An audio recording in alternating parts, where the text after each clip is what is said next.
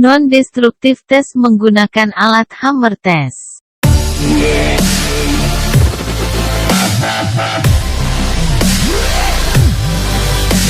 Seringkali kita menginginkan pekerjaan asesmen pada bangunan gedung existing dilakukan dengan cepat dan tidak merusak komponen struktur primer sebuah bangunan.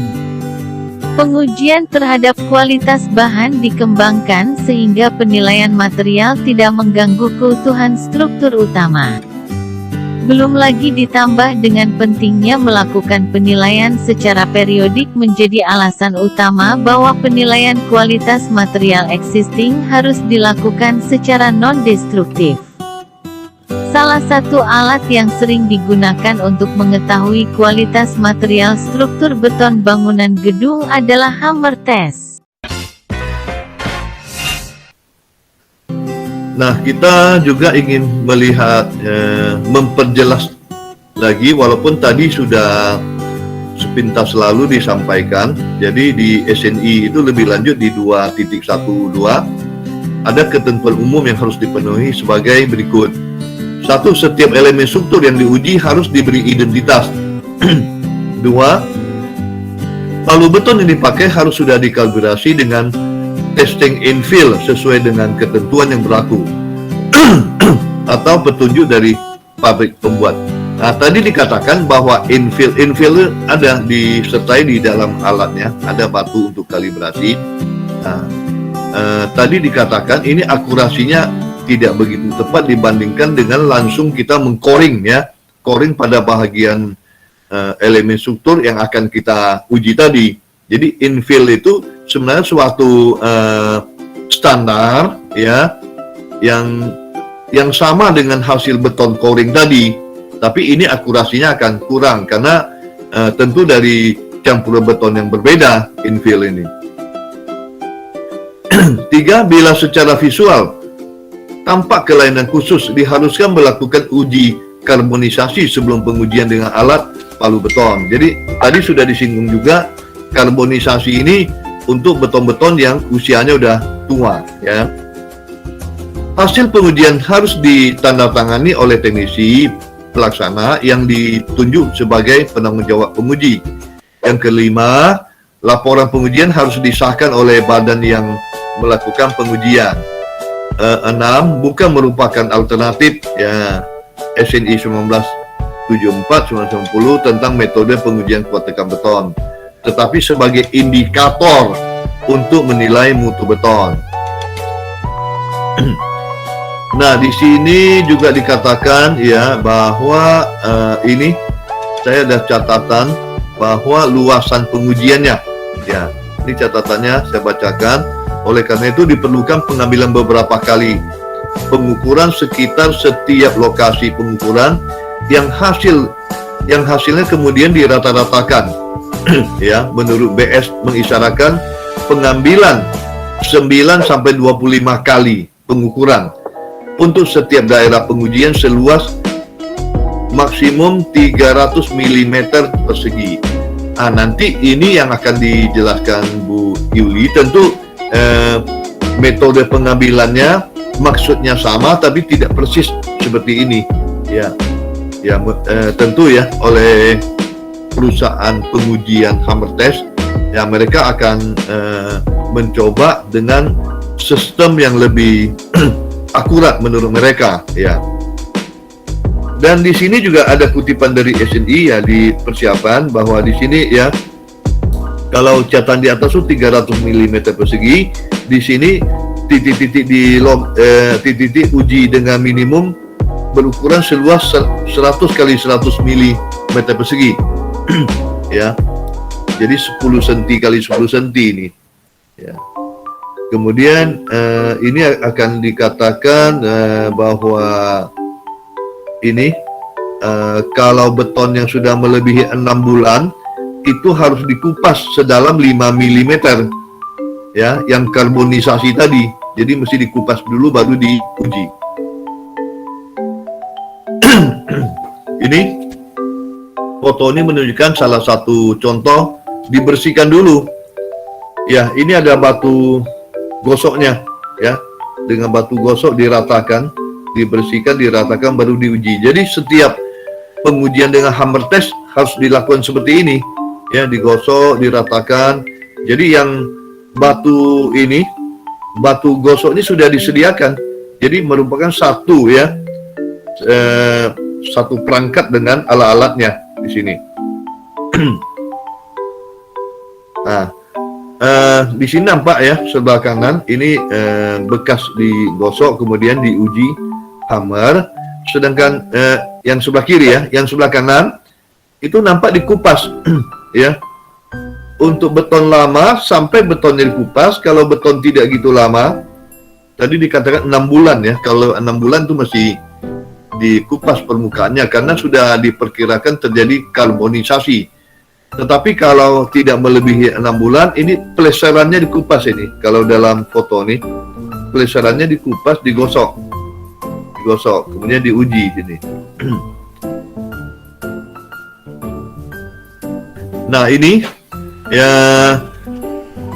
tadi menggunakan yang 100 kali 100, ya, mili. Jadi nampak di sini 100 kali 100 mili. Nah, ini juga saya kutip ulang supaya jelas tulisannya, bahwa saya tekankan sekali lagi bahwa struktur yang berumur 6 bulan harus digerinda sampai rata kedalaman 5 mili, ya, sebelum diuji. Nah, ini tembakan-tembakannya. Ya, ini jarak harus melebihi 25 mili atau 2,5 cm. Jadi satu tembakan dengan tembakan yang lainnya jangan terlampau dekat, ya. Itu harus lebih besar pada 25 mili. Ya. Kemudian yang sini, yang sebelah kanan atas itu juga nampak setiap 3 cm. Nah, berapa tembakan nih? 1, 2, 3, 4, 5, 25 tembakan.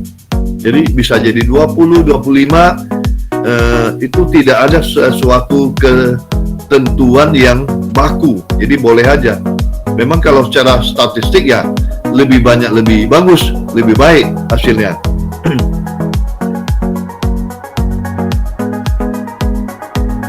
Terus ini jarak 3 cm, syaratnya lebih besar 2,5 cm, ya.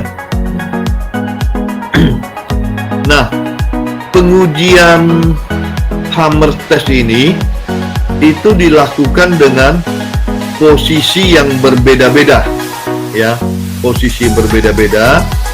Nanti kita akan jelaskan posisi berbeda itu akan mempengaruhi perhitungan. Jadi yang pertama, ya, posisinya adalah posisi tegak lurus bidang uji. Itu sudut 90 derajat. Jadi yang tegak lurus, saya lihatkan fotonya yang ini. Yang ini, ya, yang sebelah kiri, ataupun yang di kolom juga sama. Itu posisinya 90 derajat, ya.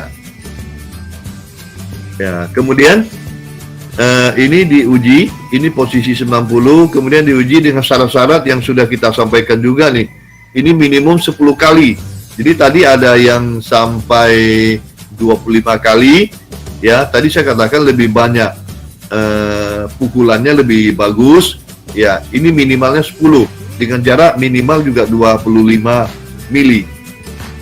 Di sini di butir ke-6 ini ada penekanan, ya, bahwa nilai bacaan yang berselisih lebih dari 5 satuan terhadap nilai rata-rata tidak boleh diperhitungkan.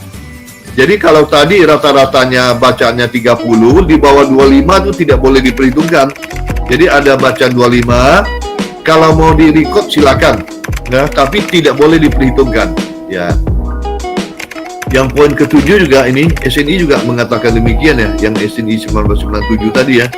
Nah, bahwa semua nilai bacaan harus diabaikan apabila terdapat 2 atau lebih nilai bacaan yang berselisih lebih dari pembacaan berselisih 5 satuan terhadap rata-rata. Jadi diabaikan.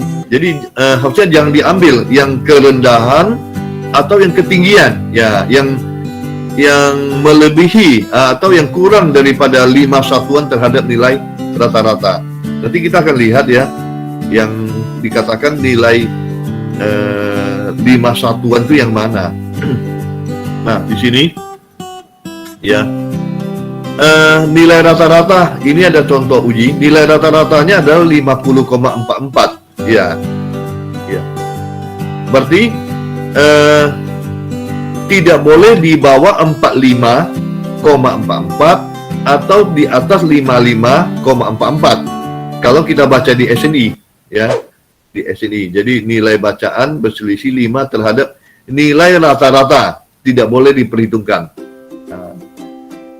Ada juga ya dalam prakteknya dilaksanakan, mungkin ini lebih akurat lagi, selisih nilai yang terkecil dengan yang terbesar itu tidak boleh melebihi 5 satuan. Jadi kalau kita lihat di sini, ya, 48 sampai 53 5 satuan itu bisa, sedangkan 47 itu di bawah 5 satuan, ya. Jadi ada yang mengambil pengujian seperti ini. Jadi ini rata-rata, saya kira hasilnya lebih akurat lagi dibandingkan dengan rata-rata dari nilai rata-rata. Jadi ini ring, ya, ringnya 5 satuan. Saya juga sedang mencari referensinya yang selisihnya 5 satuan ini, ya. Saya lagi cari ini, kayaknya ada di SNI lebih lanjut, ya. Tapi saya belum menemukan SNI-nya, ya. Walaupun dalam praktik ini sering dilakukan karena dianggap lebih akurat, ya. Jadi jarak yang terkecil sampai yang terbesar itu tidak melebihi 5, ya, tidak melebihi 5. Jadi kenapa nggak kita buang 53, kita buang 47, ya? Karena 53-nya lebih banyak modulnya nih. 1, 2, 3, 4, ya. 47 ada 2, ya. Ya. Jadi kita buang yang kecil, ya. Yang jumlahnya lebih sedikit, ini harusnya diambil sampel lagi atau tidak, langsung tidak digunakan kalau ini sudah melebihi 10 kali.